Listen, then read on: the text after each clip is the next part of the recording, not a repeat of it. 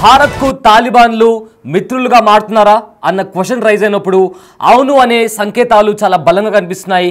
ఎందుకంటే పాకిస్తాన్లోని ఉగ్రవాదులు భారత్లోని పహల్గామ్లో దాడి చేసి అక్కడ ఉన్న అమాయక ప్రజలను చంపిన తర్వాత ఆఫ్ఘనిస్తాన్ ఆ చర్యను తీవ్రంగా ఖండించడమే కాకుండా ఏదైతే టెర్రర్కి సంబంధించి క్రాస్ బార్డర్ టెర్రరిజం కావచ్చు లేదా బార్డర్ టెర్రరిజంని కూడా అంతమొందించాలి, దానికి మేము భారత్కి సహకరిస్తామని కూడా తాలిబాన్ చెప్పింది. అదేవిధంగా పాకిస్తాన్లో ఏవైతే ఉగ్రముఖులు ఉన్నాయో, ఉగ్ర సంస్థలు ఉన్నాయో వాటిని కూడా ఆఫ్ఘనిస్తాన్ తీవ్రంగా హెచ్చరించింది. అయితే ఇటీవల దాడుల్లో భారత్ ఒక వార్త చాలా వైరల్గా మారింది. అదేంటంటే పాకిస్తాన్లోని ఉన్న కొన్ని ఎయిర్ బేసెస్ పైన భారత్ దాడి చేసింది. అయితే అప్పుడు మిసైల్స్తో దాడి చేసినప్పుడు ఒక మిసైల్ వెళ్ళి ఆఫ్ఘనిస్తాన్లో ల్యాండ్ అయింది అండ్ అక్కడ విధ్వంసం ఏర్పడింది అని కూడా పాకిస్తాన్ మీడియా ఒక ఫేక్ ప్రాపగాండాను నడిపింది. అయితే ఈ నేపథ్యంలో ఆ వార్తలని కూడా ఆఫ్ఘనిస్తాన్ తోసిపుచ్చింది. అదేవిధంగా పాకిస్తాన్కి కూడా ఆఫ్ఘనిస్తాన్ చురకలు పెట్టింది. ఎలాంటి మిసైల్ కూడా మా దగ్గరికి రాలేదు అండ్ ఎప్పుడు కూడా ఇండియా మమ్మల్ని హాని చెయ్యదు, ఆ నమ్మకం మాకు భారత్ మీద ఉందని కూడా ఆఫ్ఘనిస్తాన్లోని కీలక నేతలు ఆమిర్ ఖాన్, ముత్తఖీ అనే కీలక నేతలు కూడా చెప్పడం జరిగింది. ఇదే నేపథ్యంలో చూసుకుంటే తాజాగా రీసెంట్తో తాలిబాన్ విదేశాంగ మంత్రి అయిన ముత్తఖీతో కూడా ఇండియన్ డిప్లొమాట్స్ కలిసి మాట్లాడారు. అండ్ మాట్లాడిన తర్వాత డిప్లొమాటికల్లీ ఇద్దరి మధ్య, ఇండియా ఇంకా ఆఫ్ఘనిస్తాన్ మధ్య ఫ్రెండ్లీ అలైస్ అనేవి కుదురుతుందా అనే ఒక చర్చ నడుస్తోంది. ఎందుకంటే ఇండియన్ డిప్లొమాట్స్ కూడా లాస్ట్ 2024 నుంచి కూడా చూసుకుంటే డిసెంబర్ ఆ మంత్ నుంచి కూడా కంటిన్యూస్గా తాలిబాన్ వాళ్ళు ఇండియన్ డిప్లొమాట్స్తో కంటిన్యూస్గా టచ్లో ఉండడం అండ్ ఇండియన్ డిప్లొమాట్స్ కూడా తాలిబాన్ విదేశాంగ మంత్రితో కూడా టచ్లో ఉండడం, మన విదేశాంగ మంత్రి జయశంకర్ కూడా తాలిబాన్ డిప్లొమాట్స్తో మాట్లాడడం, ఇలా రెగ్యులర్గా కొన్ని మీట్స్ జరుగుతున్నాయి. ఈ నేపథ్యంలో ఆఫ్ఘన్లో ఉన్న తాలిబాన్ ప్రభుత్వం భారత్తో స్నేహం కోరుకుంటుందా అనే ప్రశ్నకు బలం చేకూరుస్తుంది. అయితే అంతేకాకుండా ఇంతకుముందు పాకిస్తాన్ ఇంకా తాలిబాన్ రెండు చాలా ఫ్రెండ్లీ నేషన్గా ఉండేవి, ఒకరినొకరు సహకరించుకునేవి. అదేవిధంగా ఏవైతే ఈ ఉగ్ర సంస్థలు ఉన్నాయో, జైషే మొహమ్మద్ కావచ్చు లేదా లష్కరే తోయిబా కావచ్చు, ఇలాంటి ఉగ్ర సంస్థలకు కొన్ని ట్రైనింగ్ క్యాంప్స్ కూడా ఆఫ్ఘనిస్తాన్లో ఉండేవి. ఆఫ్ఘనిస్తాన్లో కొన్ని టెర్రర్ క్యాంప్స్ని కూడా ఆర్గనైజ్ చేసే వాళ్ళు. అందుకు ఆఫ్ఘనిస్తాన్ ప్రభుత్వం కూడా అప్పట్లో ఒకప్పుడు దానికి సపోర్ట్ చేసేది అలాంటి టెర్రర్ ఆర్గనైజేషన్స్కి. కానీ ఇప్పుడు అలాంటి పరిస్థితులు లేవు. పాకిస్తాన్ అదేవిధంగా ఆఫ్ఘనిస్తాన్కి మధ్య సంబంధాలు అంతగా బాలేవు. దానికి కారణం పాకిస్తాన్లో ఉంటున్న ఆఫ్ఘన్స్ పైన పాకిస్తానీలు వివక్ష చూపడం, ఆర్మీ వాళ్ళని కొట్టడం, పాకిస్తాన్ నుంచి వెళ్ళిపోండి అని చెప్తూ వాళ్ళపైన దాడులు చేయడం. దీని కారణంగా దీన్ని ఆఫ్ఘన్లో ఉన్న తాలిబాన్ ప్రభుత్వం దీన్ని తట్టుకోలేకపోయింది అండ్ పాకిస్తాన్ని పదే పదే హెచ్చరించింది కూడా, మీరు మా మనుషులపైన దాడి చేస్తున్నారు అని చెప్పి. అప్పటి నుంచి కూడా పాకిస్తాన్ ఇంకా తాలిబాన్ మధ్య సంబంధాలు అనేవి పూర్తిగా దెబ్బతిన్నాయని చెప్పుకోవచ్చు. అండ్ ఏవైతే టెర్రర్ క్యాంప్స్ ఉన్నాయో కూడా వాటిని కూడా మేము నిర్వహించబోమని కూడా తాలిబాన్ తేల్చి చెప్పింది.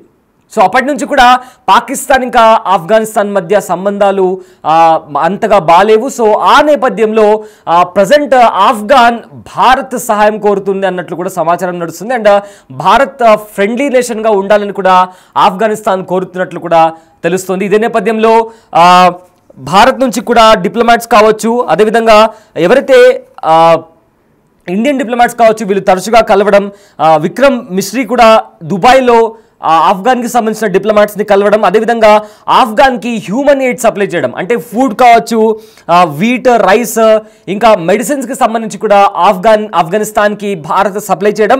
అదేవిధంగా ఇవన్నీ చూస్తుంటే భారత్కు కలిసి వచ్చే అంశంలా కనిపిస్తుంది. అదేవిధంగా ఆఫ్ఘనిస్తాన్కు కూడా ఇదొక కలిసి వచ్చే అంశంలా కనిపిస్తుంది. ఎందుకంటే వెస్ట్రన్ పాకిస్తాన్లో ఉన్న బలూచిస్తాన్లో ఇప్పటికే పాకిస్తాన్కు తీవ్ర ఎదురు దెబ్బ తగిలని చెప్పుకోవచ్చు. ఎందుకంటే అక్కడ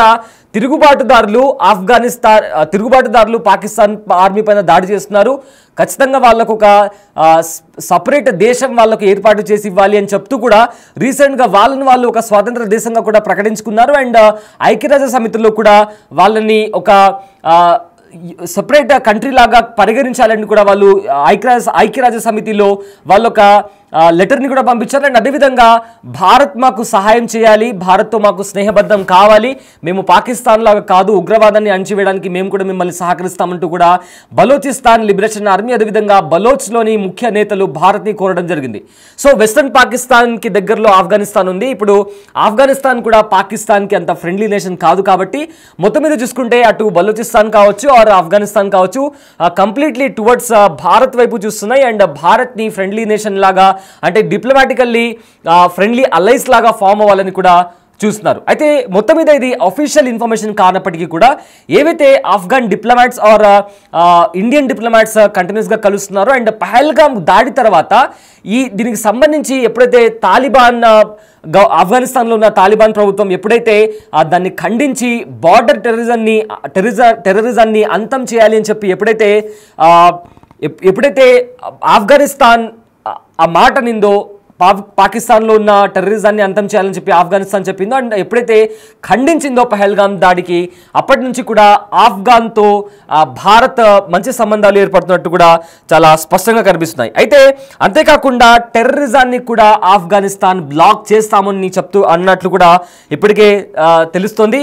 సో ముఖ్యంగా చూసుకుంటే భారత్ పాకిస్తాన్ మధ్య ఈ హై టెన్షన్ వాతావరణం నెలకొన్న నేపథ్యంలో కొన్ని కీలక పరిణామాలు చోటు చేసుకుంటున్నాయి. అంటే డిప్లొమాటికల్లీ చాలా ర్యాపిడ్గా చేంజ్ జరుగుతున్నాయి జియో పాలిటిక్స్లో కూడా. మెయిన్గా ఏషియా కాంటినెంట్లో ఉన్న జియో పాలిటిక్స్లో కూడా కాస్త అటు ఇటు కొన్ని చేంజెస్ జరిగే పరిణామం కూడా కనిపిస్తుంది.